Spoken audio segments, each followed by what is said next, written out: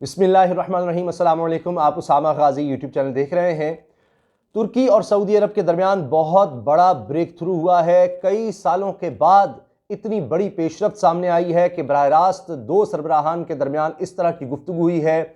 Saudi अरब के शाह सलमान और तुर्की के सदर तैयब उर्दवान के दरमियान टेलीफोनिक राबता हुआ है और जिस तरह की इसमें बातें हुई हैं और जो इसमें स्टेटमेंट सामने आई हैं वो बहुत अहम है। ख़ास बात यह है कि इसमें दोनों की तरफ से इत्तफाक किया गया है कि दोनों ममालिक अब अपने ताल्लुकात को बेहतर करेंगे और जो भी दोनों के दरमियान इख्तलाफात हैं उनको हल किया जाएगा बातचीत के ज़रिए। ये बहुत बड़ी पेशरफ्त है इस वजह से कि कई साल से कशीदगी चल रही थी और पाकिस्तान के लिए इसमें बहुत ज़्यादा अहमियत है इस ब्रेक थ्रू में। और क्या असरात इसके पाकिस्तान पर होंगे, पाकिस्तान के लिए अहम क्यों है, इस पर भी हम बात करेंगे। पहले मैं अर्ज़ कर दूं कि G20 समिट के हवाले से ये गुफ्तगू हो रही थी और जो बादशाह हैं सऊदी अरब के शाह सलमान, मोहम्मद बिन सलमान के वालिद, उन्होंने फ़ोन कॉल की है तुर्की के सदर तैयब उर्दवान को। और ये G20 समिट दुनिया के 20 अमीर तरीन ममालिक कह लें आप, या वो ममालिक जिनकी मईशत सबसे बड़ी है, माशी तौर पर सबसे मजबूत ममालिक है G20, उनका इजलास हो रहा है सऊदी अरब में। और पहले तो ये इजलास होना था, तमाम सरबराहान ने सऊदी अरब आना था और सऊदी अरब के लिए बहुत ही अहम था कि सऊदी अरब पूरी दुनिया को दिखाना चाहता था कि वो क्या तब्दीलियाँ लेकर आ रहा है, आगे किस तरह बढ़ना चाह रहा है। मोहम्मद बिन सलमान का जो प्लान है 2030 का, उसके लिए इसको बहुत ज़्यादा अहम कहा जा रहा था और पूरी दुनिया को पैगाम देना कि हम एक ओपन सोसाइटी की तरफ जा रहे हैं और इंसानी हुकूक के लिए बहुत ज़्यादा काम कर रहे हैं, ख़वातीन को आज़ादी दे रहे हैं, इस तरह की बातें। लेकिन फिर वबा की वजह से इसको वर्चुअल इजलास में तब्दील किया गया। तो ये एक बहुत बड़ा धचका था सऊदी अरब के लिए कि वो पूरी दुनिया में, ज़ाहिर एक मीडिया की अटेंशन और तरह होनी थी। अब तो यह है कि वर्चुअल इजलास है, बस एक स्क्रीन पर तमाम सरबराहान नज़र आ जाएंगे, आपस में गुफ्तगू होगी, वो पूरे मीडिया में आ जाएगी। लेकिन जब डिग्निटरीज ने आना था, उसकी एक मीडिया कवरेज होनी थी कि अब ये सरबराह आ रहा है, ये सरबराह आ रहा है, एक बड़ा भरपूर इजलास होना था, यानी लंबी चौड़ी मीटिंग्स होनी थी उसके साइड लाइन्स पर, तो एक बिल्कुल ही फ़र्क होना था। तो सऊदी अरब के लिए बहुत बड़ा सेटबैक है।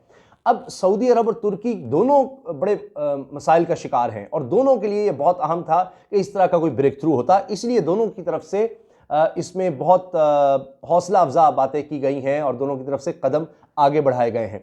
अब ये इजलास हो रहा है वर्चुअल, तो इसके लिए तैयब उर्दवान से बातचीत करनी थी, शाह सलमान ने, उसमें बात हुई। अब सऊदी सरकारी एजेंसी भी और तुर्की की तरफ से भी इसकी तफसीलात जो सामने आई हैं, दोनों तरफ से एग्री किया गया है कि तमाम मामलात को फ़हम व तफ़हीम से हल किया जाएगा। अब इनके दरमियान मामलात क्या हैं, बड़े ही कशीदा थे। ख़ास तौर पर जमाल खशोगी के कत्ल के बाद तो दोनों ममालिक में कशीदगी बहुत ज़्यादा बढ़ गई थी, क्योंकि दोनों ये समझते हैं, दोनों ममालिक के सऊदी भी समझता है कि तुर्की इजारादारी कायम करना चाह रहा है या वो मुस्लिम दुनिया का लीडर बनना चाह रहा है और सऊदी अरब से ये एजाज़ छीनना चाह रहा है। अभी कोई बाकायदा तो सऊदी अरब के पास ये नहीं है चीज़ कि वो लीड करता है, लेकिन OIC एक इदारा है जिसमें तमाम मुस्लिम ममालिक जिसके रुकन है, तो उसमें लीडरशिप रोल ज़ाहिर है OIC में नज़र आता है सऊदी अरब का। तो जिस तरह से आप देखते हैं, हत्ता कि आप देखिए अर्तुगरुल ड्रामा जब आया, जिसमें खिलाफत उस्मानिया या उससे पहले का दौर कहें या खिलाफत उस्मानिया के हवाले से एक पॉजिटिव इमेज की बात हो, इस तरह से दीगर जो तुर्की के ड्रामे हों, उनको इन ममालिक में नहीं दिखाया जाता। यहाँ से आप अंदाज़ा लगाएं कि मुसलसल ये समझा जाता है सऊदी अरब और उसके करीब तरीन दोस्त ममालिक की तरफ से कि तैयब उर्दवान का ये प्लान है कि वो दोबारा से खिलाफत उस्मानिया का दौर लाना चाहते हैं और दोबारा इन्फ्लुएंस कायम करना चाहते हैं मुस्लिम ममालिक पर। अब ये देखिए कि इस वजह से इतनी ज़्यादा इनमें कशीदगी हुई। जमाल खशोगी का कत्ल जब हुआ और वो तुर्की में वहाँ पर सऊदी एम्बेसी के अंदर हुआ, 15 लोग आए थे और उन्होंने टुकड़े किए जमाल खशोगी के। जमाल खशोगी एक बड़े मशहूर सहाफ़ी थे, वाशिंगटन पोस्ट के लिए लिखते थे, और फिर बड़े ताल्लुकात ख़राब हो गए और सऊदी अरब और तुर्की के, क्योंकि तुर्की की तरफ से इल्ज़ाम लगाया गया कि हाईएस्ट जो सऊदी हुकाम है उनकी तरफ से इनके ऑर्डर्स आए थे और फिर कहा गया तुर्की की तरफ से कि उन लोगों को जिन्होंने कत्ल किया है तुर्की के हवाले किया जाए। बहरहाल उनका इशारा मोहम्मद बिन सलमान की तरफ था, तो उससे हालात बड़े कशीदा हो गए थे। फिर उन लोगों को सज़ाएँ भी हुई, लेकिन सऊदी अरब में हुई, और बाद में फिर जमाल खशोगी के बच्चों ने उनको माफ़ कर दिया और उनकी फिर सज़ाए मौत को उम्र कैद और दीगर सज़ाओं में कन्वर्ट कर दिया गया। तो बहरहाल पूरी दुनिया में इसकी वजह से सऊदी अरब की बड़ी बदनामी हुई, लेकिन सबसे ज़्यादा कशीदगी जो आई वो तुर्की और सऊदी अरब के दरमियान थी। सिर्फ यही मामलात नहीं हैं, दूसरे मामलात भी हैं जिनमें लिबिया शामिल है। लिबिया में अगर आप देखें तो UAE जो है खलीफा हफ्तार को सपोर्ट करता है, जो लिबिया की जो सरकारी इस वक्त वहाँ पर गवर्नमेंट है उसके अगेंस्ट इस वक्त लड़ रहे हैं। और उन फोर्सेस को लिबिया हो और मिस्र, ये ममालिक सपोर्ट करते हैं, और सऊदी अरब इन दोनों के करीब है, तो लिहाजा सऊदी अरब की सपोर्ट भी मुखालिफ फोर्सेस के साथ है। जबकि लिबिया में जो इस वक्त हुकूमत है, तुर्की मुकम्मल तौर पर उसकी सपोर्ट करता है।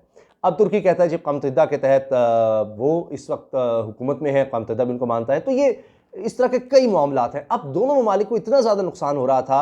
आप देखिए कि तुर्की की मईशत नीचे जाती नज़र आ रही थी, उनका लीरा, उनकी करेंसी बहुत नीचे जा रही थी, बड़ी तेज़ी से नीचे जा रही थी। फिर सऊदी अरब की तरफ से एक उनके मसनूआत का बायकॉट हो चुका था, तुर्की की मसनूआत का बायकॉट किया गया सऊदी अरब की तरफ से, और ये मामला फैल रहा था। यूएई से भी ताल्लुकात अच्छे नहीं थे, यूएई से भी ताल्लुकात कशीदा चल रहे थे।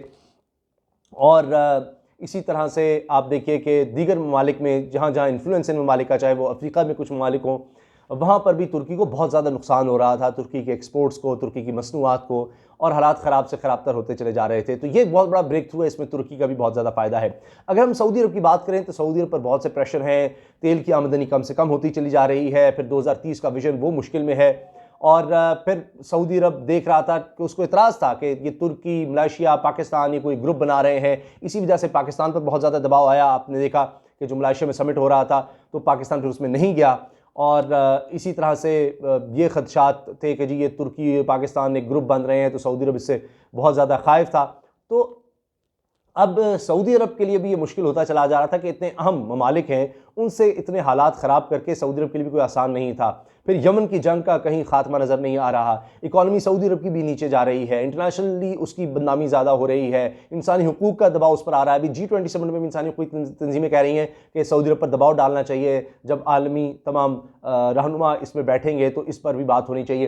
तो बहरहाल अब दोनों ममालिक के लिए ज़रूरी था कि जिस तरह के मुल्क में हालात हैं दोनों ममालिक में, और वबा का दौर चल रहा है, मईशत मुश्किल में है दोनों ममालिक की, तो इससे इन्वेस्टर्स को भी और ओवरऑल ख़ित्ते में बेहतरी के लिए ये बहुत अहम पेशरफ्त है कि दोनों के दरमियान बातचीत होना, और ये एक ब्रेक थ्रू है कि दोनों कह रहे हैं कि हमने जो कशीदगी है उसको ख़त्म करना है, और बातचीत के थ्रू हमने अपने तमाम जो मामलात हैं वो हल करने हैं। तो इसीलिए अब तुर्की भी आगे बढ़ रहा है, और सऊदी अरब भी। तो उम्मीद ये हो गई है कि इंशाल्लाह ये मामलात बेहतरी की तरफ जाएंगे। पाकिस्तान तो यही चाहता है, पाकिस्तान तो हत्ता कि यहाँ तक चाहता है कि सऊदी अरब और ईरान के दरमियान भी जो कशीदगी है वो ख़त्म नहीं हो सकती तो कम तो हो जाए, क्योंकि पाकिस्तान का फ़ायदा इसी में है। पाकिस्तान तुर्की और सऊदी अरब के साथ भी ताल्लुकात कायम रखे हुए है, और ख़ित्ते में तरक्की के लिए, अमन के लिए, खुशहाली के लिए यह बहुत ज़्यादा ज़रूरी है। इसी तरह से पाकिस्तान पर दबाव भी काफ़ी ज़्यादा कम हो जाएगा। यानी अब सऊदी अरब ये नहीं कहेगा कि तुर्की के साथ आपने बिल्कुल भी नहीं जाना, क्योंकि अगर तुर्की और सऊदी अरब के दरमियान इस ब्रेक थ्रू के बाद हालात और बेहतर होते हैं, मामलात आगे बढ़ते हैं, तो इसमें पाकिस्तान का फ़ायदा है, पाकिस्तान पर दबाव कम होगा सऊदी अरब का कि आप तुर्की से ज़्यादा ताल्लुकात ना कायम करें। तो ये पाकिस्तान के लिए भी एक बहुत बड़ी डेवलपमेंट है और बहुत अच्छी डेवलपमेंट है। अब इसको आगे बढ़ना है, लेकिन बहुत से ममालिक ऐसे होते हैं, जिस तरह आप जानते हैं, कि जो इससे खुश नहीं होंगे, जो नहीं चाहते कि मुस्लिम ममालिक का किसी भी तरह जो उनमें आपस में लड़ाइयाँ हैं, आपस में उनकी रंजिशें हैं, वो ख़त्म हो। क्योंकि मुसलमान ममालिक को लड़ा कर बहुत से दीगर ममालिक फ़ायदा उठाते हैं। दुनिया में इंटरनेशनल पॉलिटिक्स में होता है कि ममालिक को लड़ाओ, अपना फ़ायदा देखो, डिवाइड एंड रूल का मामला देखो, और ये होता है। आप देखिए कि ईरान इराक़ की जंग हुई तो फ़ायदा किसका हुआ? इस जंग में मुसलमानों का फ़ायदा नहीं हुआ। इसी तरह इराक़ कुवैत की लड़ाई हुई, फिर सऊदी अरब उसमें आ गया, इराक़ जंग में क्या इराक़ का भी नुकसान हुआ, सबका नुकसान हुआ। तो इस तरह से मुस्लिम ममालिक के दरमियान जब भी कशीदगी होती है तो फ़ायदा दूसरे ही उठाते हैं। और अभी देख लीजिए कि सऊदी अरब ईरान के दरमियान जो कशीदगी चल रही है उससे दोनों ममालिक को कोई फ़ायदा नहीं हो रहा है, चाहे वो यमन की जंग हो, चाहे शाम का आप इलाका देखें, शाम की सूरत हाल देखें, लिबिया की सूरत हाल देखें। तो जितने ममालिक में भी शोरिश है, चूँकि उनके इर्द गिर्द ज़्यादातर आप देखेंगे कि इस्लामी ममालिक हैं, तो वो सब इससे मुतासर होते हैं और वहाँ पर भी इसके असरात जाते हैं। तो लिहाजा अगर कहीं भी बदअमनी होगी, आपस में लड़ाई होगी, फसाद होगा, तो उसका फ़ायदा सिर्फ दुश्मन उठाते हैं। तो ये एक बहुत बड़ी पेशरफ्त है, और उम्मीद है कि इससे अब तुर्की की जो इकॉनमी नीचे जा रही थी, अगर आगे बातचीत बढ़ती है तो उसको कुछ सहारा मिलेगा।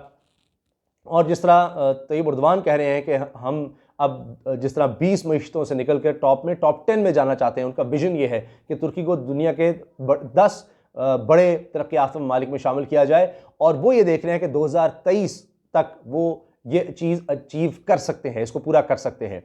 तो लिहाजा ये उनके लिए बहुत अहम पेशरफ्त है और वो भी समझ रहे हैं कि हमें इंगेज करना होगा सऊदी अरब को, और दीगर ममालिक से भी जो ताल्लुकात ख़राब रहे हैं तुर्की अब कोशिश कर रहा है उनसे भी बेहतर किया जाए, चाहे वो यूनान का मामला हो।